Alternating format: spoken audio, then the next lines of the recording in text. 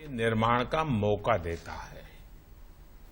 आज सौभाग्य से हमारे सामने एक ऐसा ही क्षण है।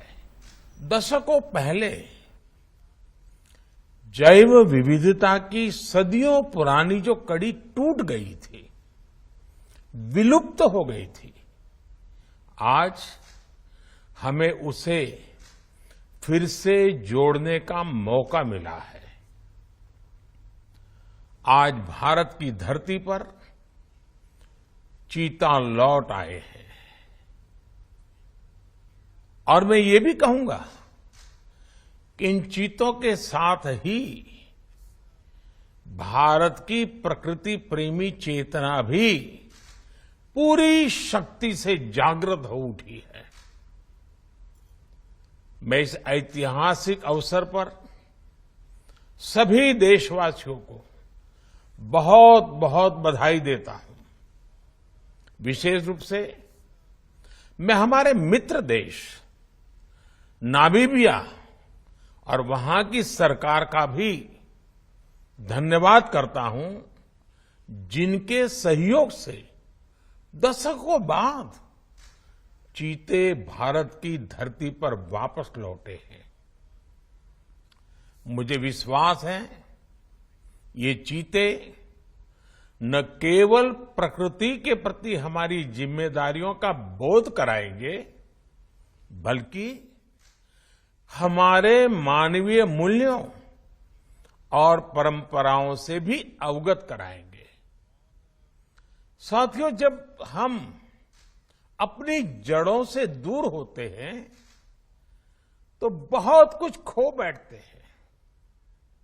इसलिए ही आजादी के इस अमृत काल में हमने अपनी विरासत पर गर्व और गुलामी की मानसिकता से मुक्ति जैसे पंच प्राणों के महत्व को दोहराया है।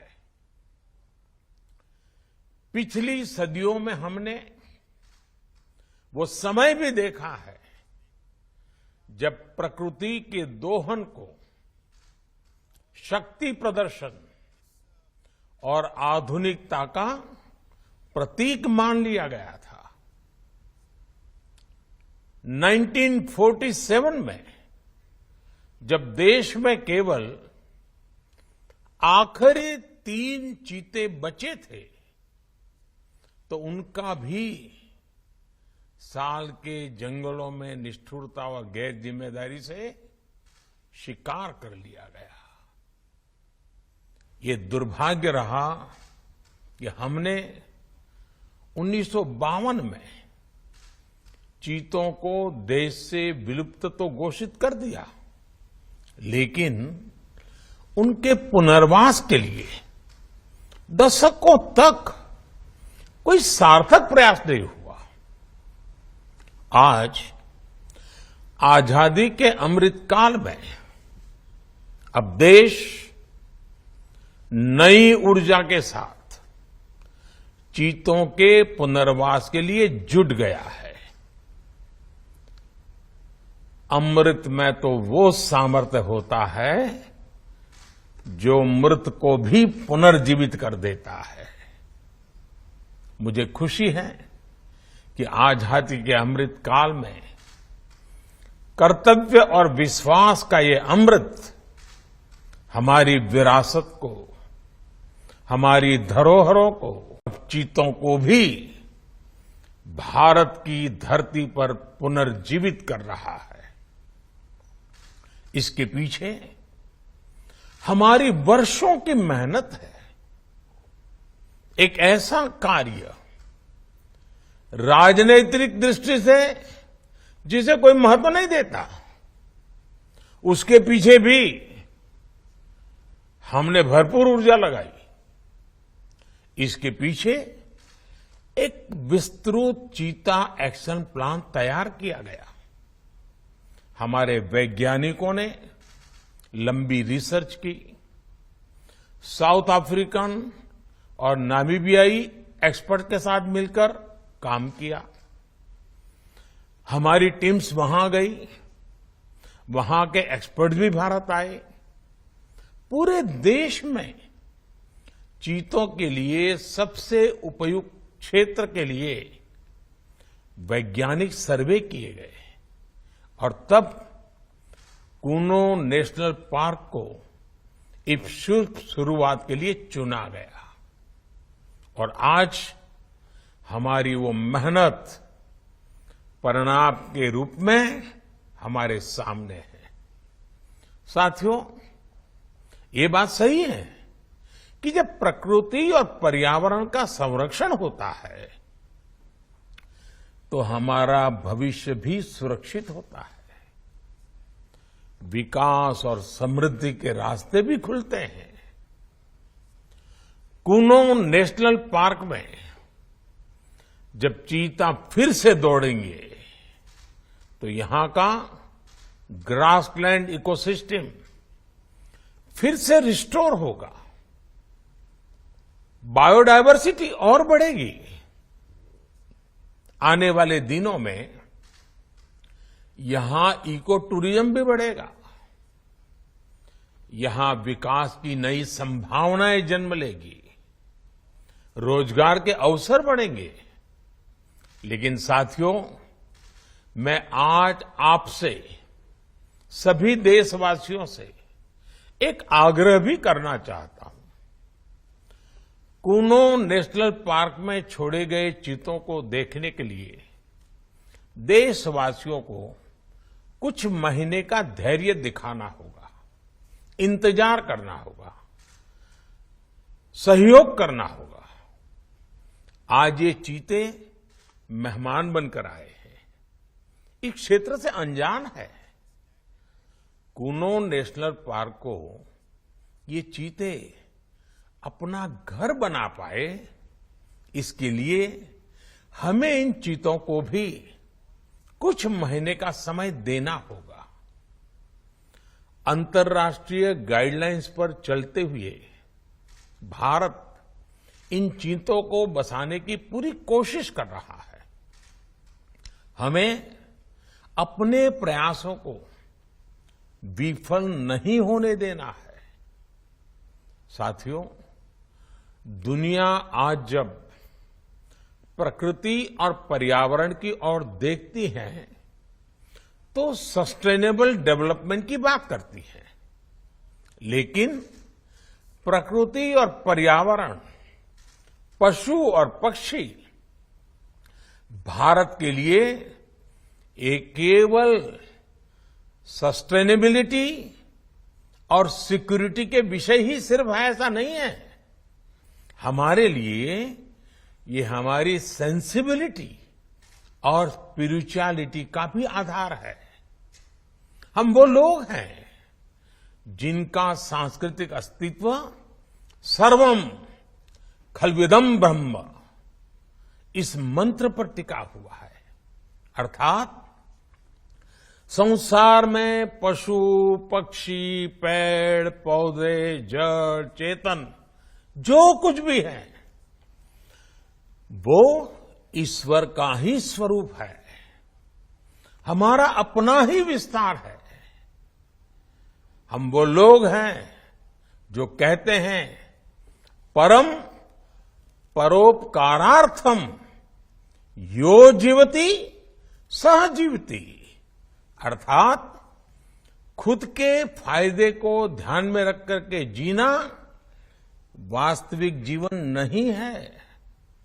वास्तविक जीवन वो जीता है जो परोपकार के लिए जीता है। इसलिए हम जब खुद भोजन करते हैं उसके पहले पशु पक्षियों के लिए अन्न निकालते हैं।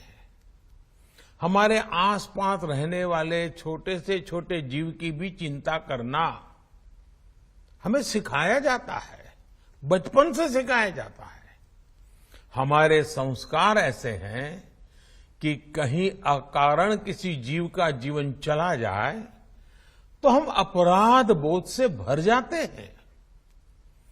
फिर किसी पूरी जीव जाति का अस्तित्व ही अगर हमारी वजह से मिट जाए, ये हमें कैसे स्वीकार हो सकता है। आप सोचिए, हमारे यहां कितने ही बच्चों को ये पता तक नहीं होता है कि जिस चीता के बारे में सुनकर वो बड़े हो रहे हैं वो उनके देश से पिछली शताब्दी में ही लुप्त हो चुके हैं। आज अफ्रीका के कुछ देशों में और ईरान में चीता पाए जाते हैं, लेकिन भारत का नाम उस लिस्ट से बहुत पहले हटा दिया गया था। आने वाले वर्षों में बच्चों को इस विडंबना से नहीं गुजरना पड़ेगा। मुझे विश्वास है वो चीता को अपने ही देश में कूनो नेशनल पार्क में दौड़ता देख पाएंगे। चीता के जरिए आज हमारे जंगल और जीवन उसका एक बड़ा शून्य भर रहा है। साथियों, आज 21वीं सदी का भारत पूरी दुनिया को संदेश दे रहा है कि इकोनॉमी और इकोलॉजी कोई विरोधाभासी क्षेत्र नहीं है। पर्यावरण की रक्षा के साथ ही देश की प्रगति भी हो सकती है। ये भारत ने दुनिया को करके दिखाया है।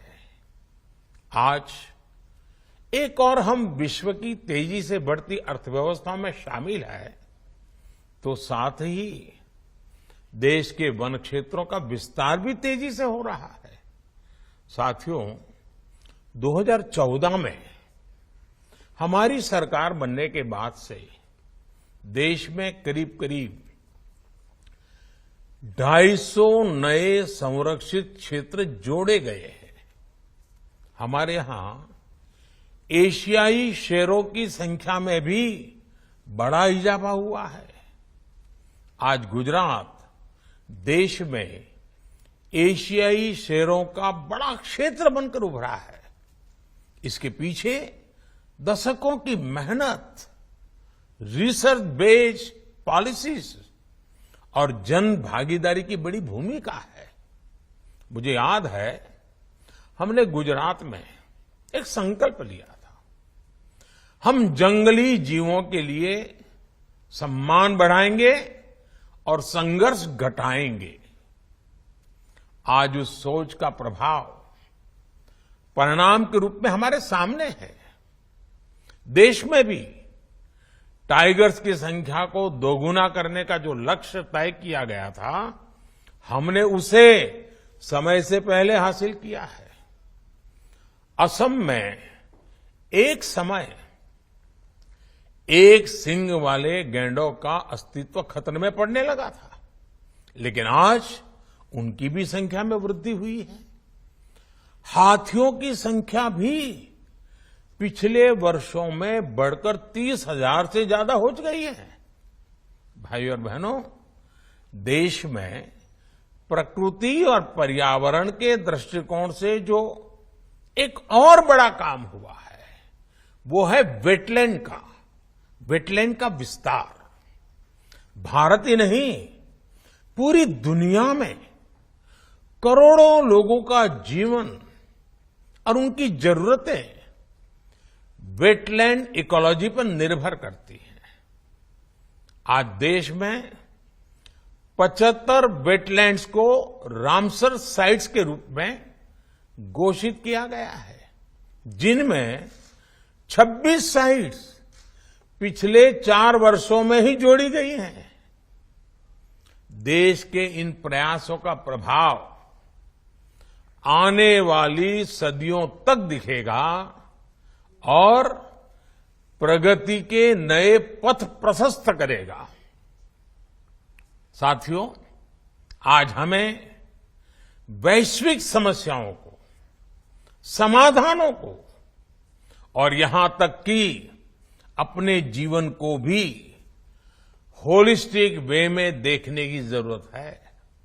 इसलिए आज भारत ने विश्व के ये लाइफ, LIFE, लाइफ यानी लाइफस्टाइल फॉर द एनवायरमेंट जैसा जीवन मंत्र दिया है।